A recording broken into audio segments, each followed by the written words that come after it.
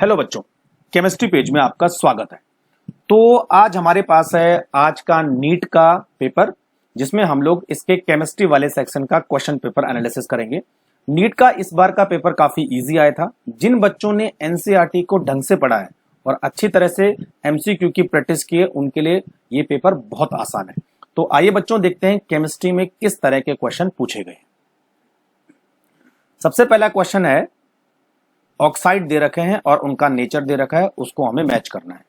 तो carbon monoxide neutral होता है, बेरियम का ऑक्साइड बेसिक होता है, एल्यूमिनियम के ऑक्साइड एम्फोटेरिक होते हैं और क्लोरीन के ऑक्साइड एसिडिक होते हैं। तो सारों को मैच करोगे तो बच्चों आंसर आ जाएगा 2, ए का दूसरा, बी का पहला, सी का चौथा एंड डी का तीसरा।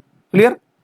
दूसरा क्वेश्चन हमारे पास है क्वेश्चन नंबर 47। यहां पर यह पूछा है कि the following metal ion activate many enzyme participate in the oxidation of glucose to produce ATP and with sodium it is responsible for the nerve signal transmission। तो सोडियम के साथ इतने सारे काम कौन करता है? पोटेशियम आयन, दोनों मिलके इन सब कामों को परफॉर्म करते हैं। तो आंसर हो जाएगा 4। 48 यहां पर पूछा है कितने नंबर ऑफ फैराडे चाहिए होते हैं 20 ग्राम कैल्शियम फ्रॉम मॉल्टन कैल्शियम क्लोराइड। तो CaCl2 को जब हम इलेक्ट्रोलाइज करेंगे तो हमें मिलेगा Ca2 positive plus 2Cl negative. Clear. यहां पर N की वैल्यू है 2, 2 इलेक्ट्रॉन का एक्सचेंज हो रहा है। तो हम यहां पर लिख सकते हैं कि 1 mole of calcium required 2 Faraday electricity, और 1 मोल ऑफ कैल्शियम का वेट कितना दे रखा हमें? 40 ग्राम। तो 40 gram of calcium required 2 Faraday. तो कितने ग्राम के लिए निकालना है? 20, जस्ट आधा कर दो। तो 1 फैराडे इलेक्ट्रिसिटी इज रिक्वायर्ड। तो आंसर हो जाएगा 1। नेक्स्ट हमारे पास है question number 49। Which of the following alkane can not be made in good yield by Wurtz reaction. तो जैसा मैंने आपको बताया था कि वुर्ज रिएक्शन से हम ऑड नंबर ऑफ कार्बन की एल्कीन को नहीं बना सकते। Odd number of carbon, odd number of carbon. ठीक है बच्चों। अब देखो ऑड नंबर ऑफ कार्बन किस में है? तीसरे वाले में, एन हेप्टेन, यानी 7 कार्बन की यहां पर एल्कीन है। तो आंसर हो जाएगा 3। बाकी 1, 2 और 4 को हम अच्छी तरह से बना सकते हैं। इवन नंबर अच्छी तरह से बना सकते हैं, ऑड नंबर के एल्कीन नहीं बनती। Question number 50। The freezing point depression constant of benzene is 5.2 kg पर मोल दे रखा है, और आपको क्या निकालना है? द फ्रीजिंग पॉइंट डिप्रेशन निकालना है, और यहां पर मोलैलिटी दे रखी है 0.078 m। ठीक है। और यह एक नॉन इलेक्ट्रोलाइट है, तो I की वैल्यू कुछ भी नहीं होगी। तो बच्चों हमारे पास फ्रीजिंग पॉइंट डिप्रेशन के लिए फॉर्मूला होता है delta TF। Delta TF equal to होता है KF into M। Direct formula लगाना है। ठीक है। KF की वैल्यू ऊपर दे रखी है 5.12 और मोलैलिटी है 0.078। तो बच्चों ये निकल के आ जाता है यहां पर 0.399, यानी इसका मतलब 0.4।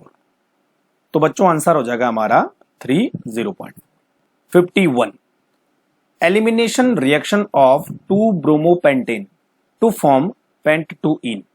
2 ब्रोमोपेंटेन 1, 2, 3, 4 एंड 5, और सेकंड कार्बन पे लगा दो आप Br, और इसका आपने एलिमिनेशन करना है इन the presence of alcohol KOH, alcoholic KOH। तो बच्चों देखिए, यहां आपको एक एल्कीन मिलती है जिसका नाम है ये 2 ब्रोमोपेंटीन। अब यहां पर बच्चों कौन सा एलिमिनेशन होगा ये पूछ रहा है। तो बीटा एलिमिनेशन तो होता है, ठीक है, क्योंकि बीटा वाले कार्बन से हाइड्रोजन निकल रहा है। It follow Zaitsev rule. तो इसका मतलब ये जेस्टेव रूल को फॉलो करता है। जेस्टेव रूल का मतलब होता है बच्चों सेडजेफ रूल। तो सेडजेफ रूल के अकॉर्डिंग ही ये एल्कीन बनती है। और तीसरा होता है एलिमिनेशन रिएक्शन को हम डीहाइड्रोहेलोजनेशन रिएक्शन भी बोलते हैं, क्योंकि यहां पर हेलोजन यानी Br और हाइड्रोजन दोनों का रिमूवल हो रहा है। This is not a dehydration reaction, ये डिहाइड्रेशन रिएक्शन नहीं है। तो बच्चों हमारा आंसर हो जाएगा A, B एंड C, यानी A will be the correct answer. Clear. 52 match the following and identify the correct option. तो यहां पर मैच करना, देखो CO और H2 इसको हम बोलते हैं बच्चों सिन गैस, यानी पहले का हो जाएगा 3। टेम्पररी हार्डनेस ऑफ वाटर इसकी वजह से होती है मैग्नीशियम और कैल्शियम के बाइकार्बोनेट। क्लियर। B2S6 डाइबोरिन, डाइबोरिन क्या है, एक इलेक्ट्रॉन डेफिशिएंट हाइड्राइड है, और H2O2 क्या होता है, नॉन प्लेनर होता है। तो बच्चों यहां पर जो आंसर हो जाएगा वो हो जाएगा A, यानी A का 3, B का पहला, C का दूसरा और D का 4। Clear. 53 which one of the following has maximum number of atom. अब सीधी सी बात है, आपको एवोगाड्रो का कॉन्सेप्ट मालूम होगा। 1 mole of element equal to कितने एटम होते हैं, 6.022 इंटू 10 की पावर 23 इतने होते हैं। ठीक है। और 1 मोल ऑफ एलिमेंट मतलब molecular weight, molecular weight of element है ना, इतने होंगे 6.022 इंटू 10 टू पावर 23। अब देखो बच्चों यहां पर 1 ग्राम के लिए आपको निकालना है, तो जिसका मॉलिक्यूलर वेट जितना कम होगा उसके नंबर ऑफ एटम उतने ही ज्यादा होंगे। तो मैक्सिमम नंबर ऑफ एटम किसके पास होंगे, लिथियम के पास होंगे, तो आंसर हो जाएगा 4 यानी D. Question number 54 the rate constant for first order reaction is 4.606 into 10 की पावर -3 इतना दे रखा है, और टाइम कैलकुलेट करना आपको जब वो 2 ग्राम से 0.2 ग्राम रह जाता है। इनिशियल और फाइनल कॉन्सेंट्रेशन दे रखी है। तो बच्चों केमिकल काइनेटिक्स में डायरेक्ट एक फॉर्मूला है फर्स्ट ऑर्डर रिएक्शन के लिए, K equal to 2.303 by T log A0 by A। A0 का मतलब इनिशियल कॉन्सेंट्रेशन, A का मतलब फाइनल कॉन्सेंट्रेशन। ठीक है। तो हमें क्या निकालना है, टाइम निकालना है। तो T इक्वल टू हो जाएगा 2.303 बाई K यानी रेट कांस्टेंट है, और लॉग, और A0 बाई A है ना, final initial concentration by final concentration. Clear. T equal to 2.303 by K की वैल्यू कितनी तरीके, 4.606 इंटू 10 की पावर -3 लॉग 2 बाई 0.2। तो बच्चों ये जो log 2 बाई 0.2 है इसकी वैल्यू हो जाएगी log 10, और log 10 को हम बोलते हैं 1, log 10 की वैल्यू 1 है, यानी आपको इसको ही कैलकुलेट करना है बस। तो जब आप इसको कैलकुलेट करोगे बच्चों तो ये निकल के आ जाएगा आपके पास 500 सेकंड। क्लियर। तो आंसर हो जाएगा C. Question number 55 which one of the following is correct order of increasing field strength. ये कोऑर्डिनेशन कंपाउंड से क्वेश्चन है, लाइगेंड के फील्ड स्ट्रेंथ के इंक्रीजिंग ऑर्डर के बारे में पूछ रहे हैं। तो CN सबसे ज्यादा होता है ना बच्चों, तो ये 2 ऑप्शन तो कट गए। ठीक है। अब देखिए CN सबसे ज्यादा होता है, उसके बाद होता है C2O4 ऑक्सोलेटो, और उसके बाद होता है F, और उसके बाद होता है SCN। तो बच्चों आंसर हो जाएगा A यानी पहला। NCERT में दे रखा है डायरेक्ट आपको ही मालूम। क्वेश्चन नंबर 56 क्या पूछा है, a mixture of N2 and AR gas in a cylinder contains 7 gram of N2 and 8 gram of AR। 2 gas हैं, उनका जो है वेट दे रखा है। If the total pressure of the mixture of the gas in a cylinder is 27 bar, the partial pressure of N2। ठीक है। अब देखो बच्चों partial pressure of N2, N2 का पार्शियल प्रेशर किसके बराबर होगा, N2 के मोल फ्रैक्शन के बराबर, mole fraction of N2 into total pressure. तो टोटल प्रेशर तो हमें दे रखा है 27 बार, हमें N2 के मोल फ्रैक्शन निकालने। तो सबसे पहले दोनों के नंबर ऑफ मोल निकालो।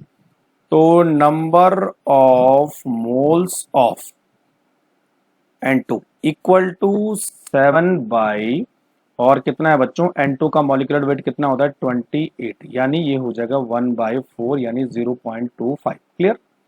और number of moles of AR, mole fraction के लिए दोनों के मोल की जरूरत पड़ेगी। AR कितना है 8 ग्राम है, और इसका मॉलिक्यूलर वेट है 40, तो ये हो जाएगा 1/5 यानी 0.2। ठीक है।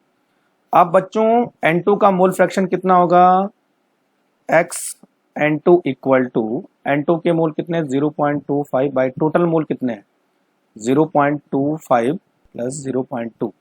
ठीक है, अब क्या करो, इसको फॉर्मूले में रख दो। तो Pn2 equal to 0.25 by 0.45 into total pressure कितना है हमारे पास 27। तो बच्चों ये निकल के आ जाएगा 15 बार। तो आंसर हो जाएगा 3। नेक्स्ट हमारे पास है क्वेश्चन नंबर 57। सरफेस केमिस्ट्री से पूछा है, measuring zeta potential is useful in the determining which property of the colloidal solution. Zeta potential मतलब दो लेयर के बीच में जो पोटेंशियल होता है उसी को हम बोलते हैं जीटा पोटेंशियल। और बच्चों जीटा पोटेंशियल किसी कोलॉइड्स की स्टेबिलिटी को डिनोट करता है, क्योंकि चार्ज के सेपरेशन होने की वजह से किसी कोलोइडल पार्टिकल की स्टेबिलिटी होती है। तो जीटा पोटेंशियल किससे रिलेटेड है, चार्ज से, और चार्ज किससे रिलेटेड होता है, स्टेबिलिटी से। इसलिए आंसर हो जाएगा 3, stability of colloidal particle. Question number 58 बहुत इजी क्वेश्चन है। Sucrose on hydrolysis. सुक्रोज किससे मिलकर बना होता है, ग्लूकोज एंड फ्रक्टोज से। ग्लूकोज कौन सा होना चाहिए, अल्फा डी ग्लूकोज। फ्रक्टोज कौन सा होना चाहिए, बीटा डी फ्रक्टोज। तो बच्चों आंसर हो जाएगा हमारे पास 3, alpha D glucose and beta D fructose. बहुत इजी क्वेश्चन है, ठीक है ना।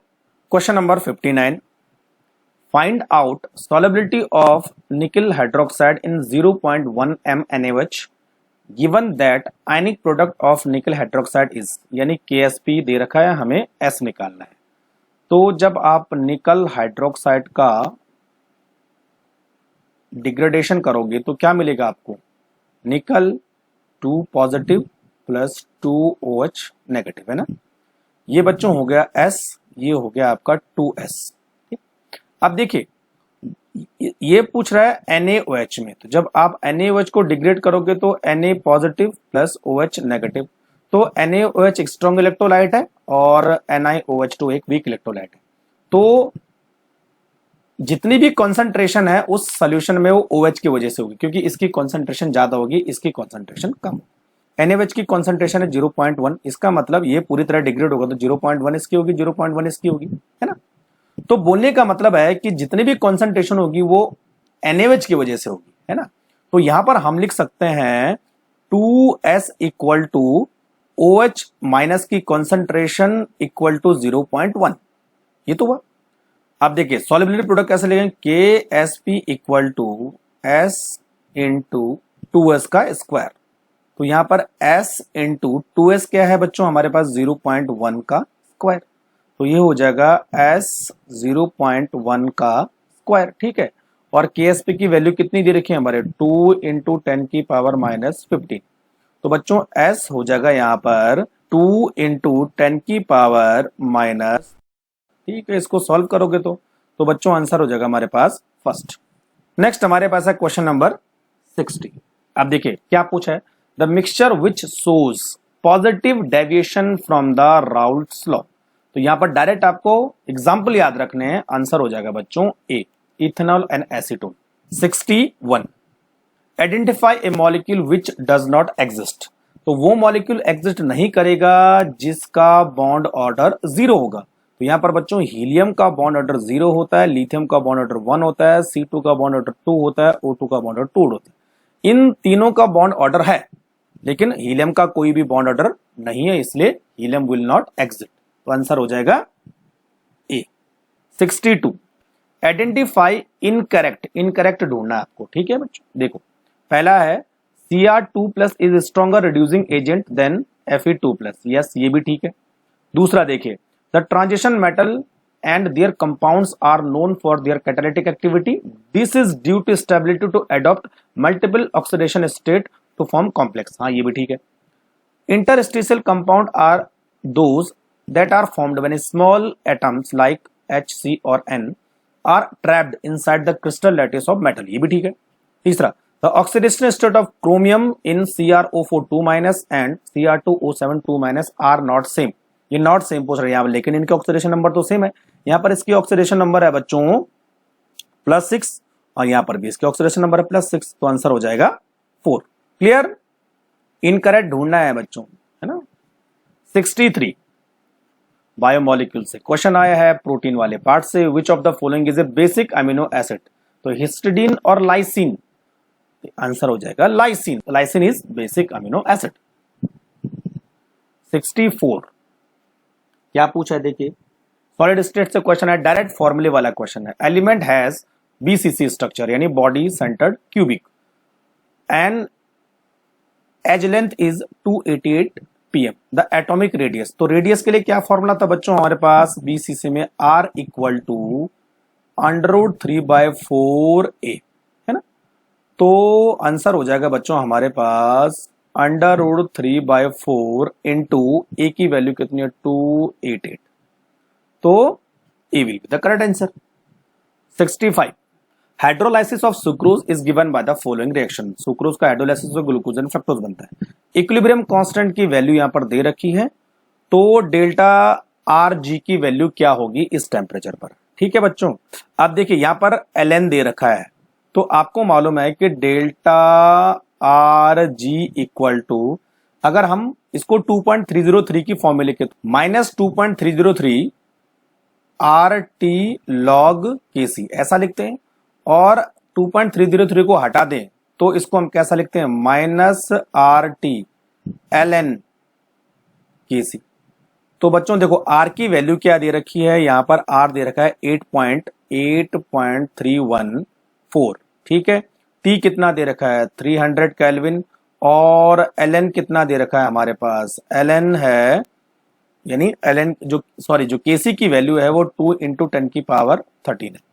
तो बच्चों हमारे पास जो आंसर हो जाएगा ए। बस आपको फॉर्मूले में वैल्यूज पुट अप करनी है, डायरेक्ट आंसर आ जाएगा। तो A will be the correct answer. Clear. Question number 66, which of the following is a natural polymer.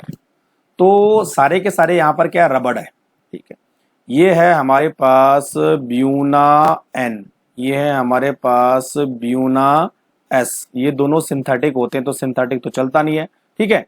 देखो नेचुरल रबड़ किसका बना होता है बच्चों, आइसोप्रीन का बना होता है, और वो किस फॉर्म में होता है, सिस फॉर्म में होता है, इसीलिए बच्चों आंसर हो जाएगा सिस पॉली आइसोप्रीन। और आइसोप्रीन आपको मालूम होगा किस तरह की यूनिट होती है, इस तरह होता है आइसोप्रीन यूनिट, है ना। 67 a tertiary butyl carbocation is more stable than secondary butyl carbocation because of which of the following.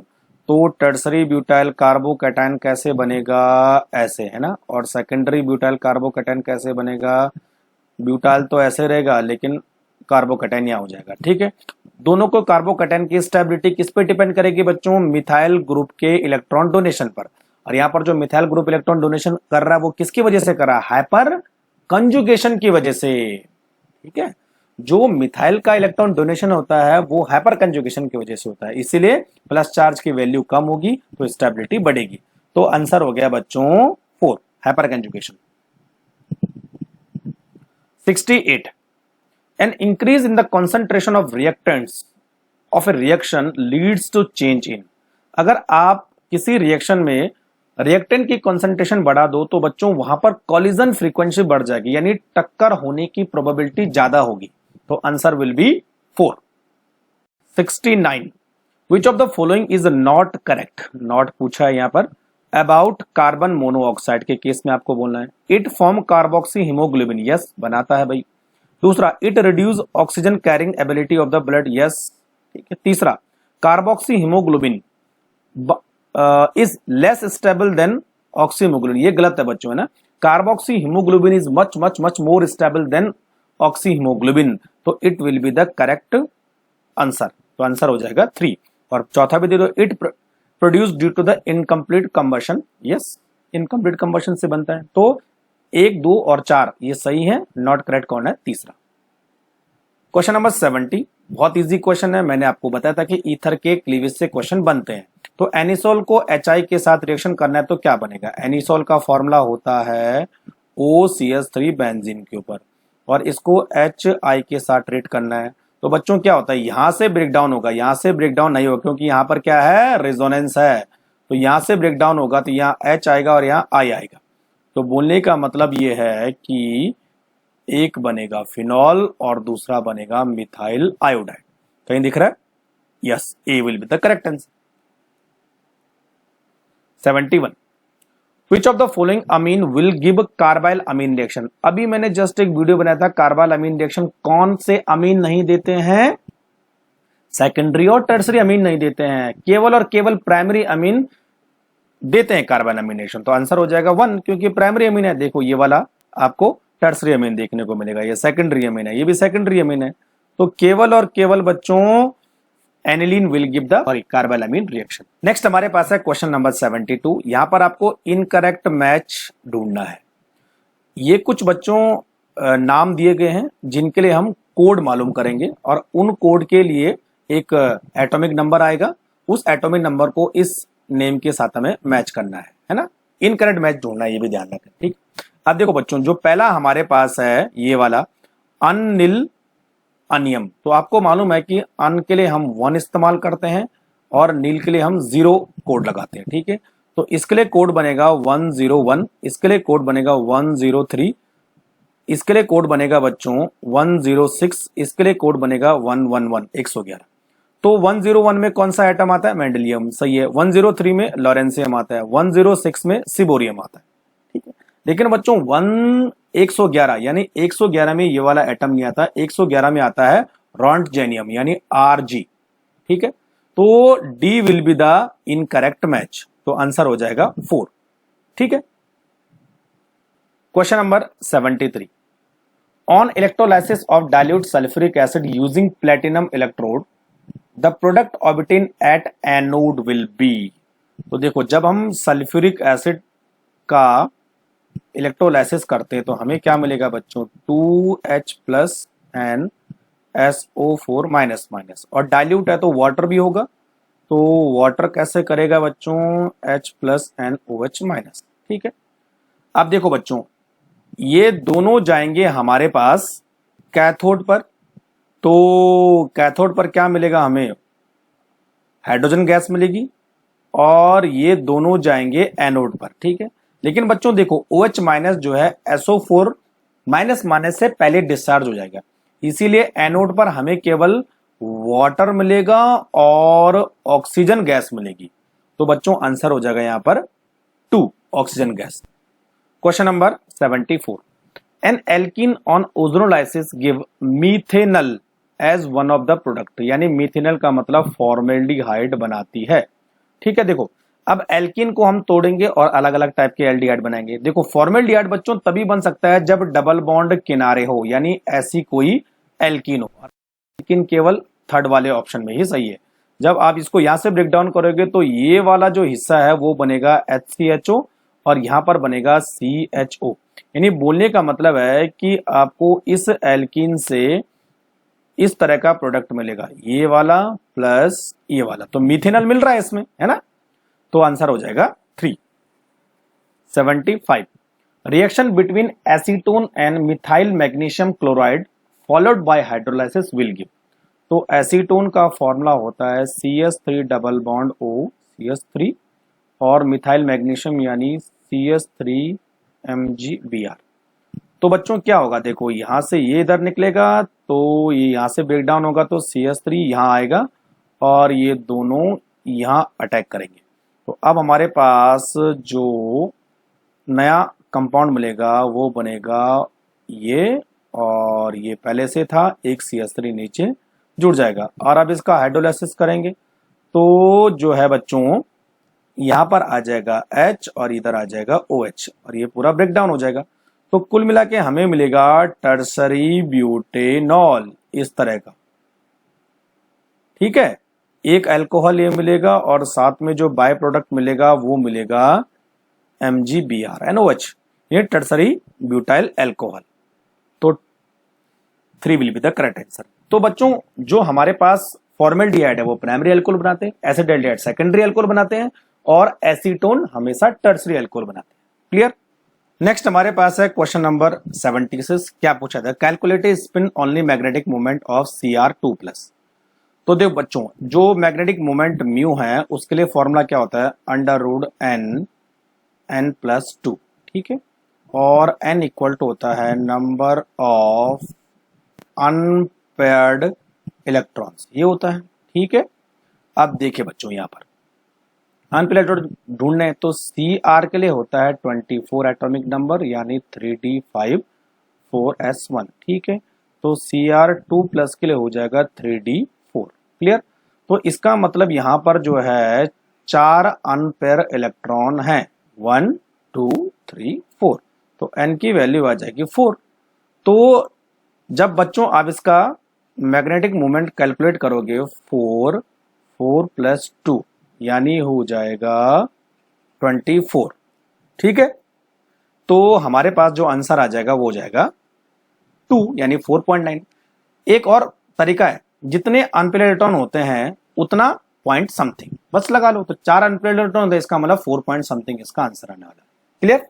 Next हमारे पास है question number 77। The reaction between benzaldehyde and acetophenone in the presence of dilute NaOH। तो पहली बात है कि dilute NaOH के साथ कौन सी रिएक्शन होती है, एल्डोल टाइप की रिएक्शन होती है। तो कहनी जा रहा तो यहाँ पे गया, तो एल्डोल होगी या क्रॉस एल्डोल होगी। अब देखिए बच्चों, पता कैसे चलेगा कि एल्डोल है कि क्रॉस एल्डोल है। एल्डोल मतलब सिमिलर एल्डिहाइड या सिमिलर कीटोन। क्रॉस एल्डोल का मतलब एक एल्डिहाइड एक कीटोन, या दो अलग अलग एल्डिहाइड या दो अलग अलग कीटोन। यहां पर देखो एक दे रखा है आपको बेंजल्डिहाइड यानी CHO, और दूसरा आपको दे रखा है कीटोफिनोन यानी COCH3।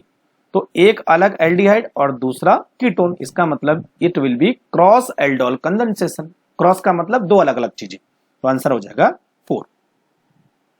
78। Which of the following oxo acid of sulfur has peroxide linkage? तो बच्चों peroxide linkage कौन से ऑक्सो एसिड में होती है, इस वाले में देखो जिसमें 8 ऑक्सीजन है। अब देखो कैसे बनेगा, SOOS, और S के पास हमेशा से 2 डबल बॉन्ड O होते हैं ना, और एक OH और एक OH, तो गिन लो 3 और 3 6, 2 8 और 2 हाइड्रोजन N 2 ऑक्सीजन, तो बन गया। तो बच्चों आंसर हो जाएगा हमारे पास 3। इसको हम बोलते हैं पर ऑक्सो डाइसल्फ्यूरिक एसिड यानी मार्शल एसिड जिसको बोलते हैं। 79। Which of the following set of molecules will have zero dipole moment. बहुत अच्छा क्वेश्चन है। जीरो डाइपोल मोमेंट यानी म्यू इक्वल टू 0 होगा, और जीरो डाइपोल मोमेंट उस मॉलिक्यूल का होता है जिसके सारे वेक्टर एक दूसरे को कैंसिल करेंगे। क्लियर। अब देखो अमोनिया तो कभी भी पॉसिबल नहीं है, तो यानी ए ऑप्शन तो हो नहीं सकता है, ठीक है। हाँ, बोरॉन ट्राइफ्लोराइड हो सकता है लेकिन हाइड्रोजन फ्लोराइड नहीं होता है, यानी ये भी ऑप्शन नहीं हो सकता है। नाइट्रोजन ट्राइफ्लोराइड कभी भी नहीं होता है, ये भी नहीं होता, यानी आंसर विल बी 4। देख लेते हैं, B boron trifluoride BF3 1 2 3 F F F, yes तीनों वेक्टर एक दूसरे को कैंसिल करेंगे तो इसका म्यू 0 होगा। अब देखिए बेरिलियम डाइफ्लोराइड BeF2, तो एक F इधर और एक, ये भी दोनों एक दूसरे को कैंसिल करेंगे तो यह म्यू इक्वल टू 0 होगा। तीसरा कॉलम है carbon dioxide C double bond O C, linear molecule का डाइपोल मोमेंट हमेशा 0 होता है, और 1,4 डाइक्लोरोबेंजीन, तो यहाँ पर देखिए दोनों क्लोरीन एक दूसरे से 180 डिग्री पर है, तो यहाँ पर भी म्यू इक्वल टू 0 हो जाएगा, तो आंसर हो जाएगा 4। 80। सबसे इजी क्वेश्चन मानता हूं मैं। The number of proton neutron and electron. Electron proton neutron count करने हैं भाई, किसका LU 71 एटॉमिक नंबर है, 175 एटॉमिक मास है, तो प्रोटॉन कितने हो जाएंगे 71, इलेक्ट्रॉन कितने हो जाएंगे 71, न्यूट्रॉन कितने हो जाएंगे 175 माइनस 71 इक्वल टू 104, ठीक है। तो बस कंफ्यूज मत होना, इसमें प्रोटॉन न्यूट्रॉन और इलेक्ट्रॉन पूछा है, तो प्रोटॉन 71, न्यूट्रॉन 104 और इलेक्ट्रॉन 71, ठीक है। तो आंसर हो जाएगा बच्चों हमारा A. Clear. 81। Identify the correct statement from the following. अब देखिए पहला है CO2 gas is use as a refrigerant for ice cream and frozen food. CO2 gas नहीं होती है बच्चों, CO2 सॉलिड होती है। आपको पता है ड्राई आइस है ना, ड्राई आइस, और ड्राई आइस क्या होता है CO2 इन सॉलिड होता है, लेकिन यहाँ पर इसने गैस दे दिया इसलिए कई बच्चे कंफ्यूज हो गए, इसीलिए इनकरेक्ट स्टेटमेंट होगा। दूसरा है the structure of carbon 60 C60 यानी full ring contain 12 6 carbon ring and 25 carbon ring, ये गलत ऑप्शन है, उल्टा होता है। इसमें बच्चों 12 5 मेंबर्ड रिंग होती है और 26 मेंबर्ड रिंग होती है, इसने उल्टा दे दिया, यानी ये ऑप्शन भी इनकरेक्ट है। अब देखो ZSM5 is a type of zeolite use to convert alcohol into gasoline, ये करेक्ट स्टेटमेंट है, ठीक है। और डी CO यानी carbon monoxide is colourless and odourless, ये भी ठीक है, यानी आंसर हो जाएगा C एंड D यानी 4। 82 urea react with water to form A which will decompose to form B. B when passed through Cu plus 2 solution, deep blue color solution C is formed. What is the formula of C?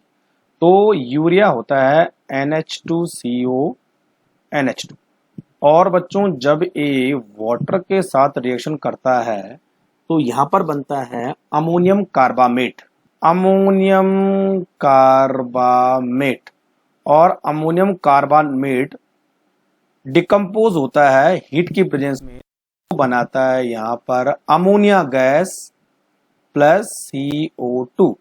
तो दो molecule ammonia gas के बनते हैं, एक molecule CO2 बनता है, तो ये हमारा B हो गया और ये हमारा A कंपाउंड हो गया। ठीक है, अब ये बोल रहा है कि Cu2 प्लस, तो Cu2 प्लस के साथ जब 4 मॉलिक्यूल अमोनिया मिलते हैं तो यहां पर एक कॉम्प्लेक्स कंपाउंड बनता है और इसका कलर बच्चों डीप ब्लू होता है।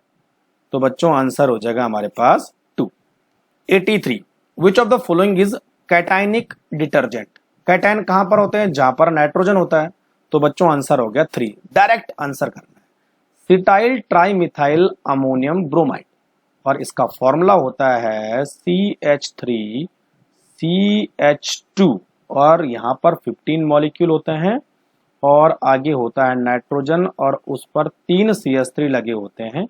तो नाइट्रोजन के पास 4 बॉन्ड है, इसमें प्लस चार्ज आ जाएगा और बाहर आ जाएगा बच्चों ब्रोमीन माइनस, तो ये हो जाएगा हमारे पास cetyl trimethyl ammonium bromide cationic detergent.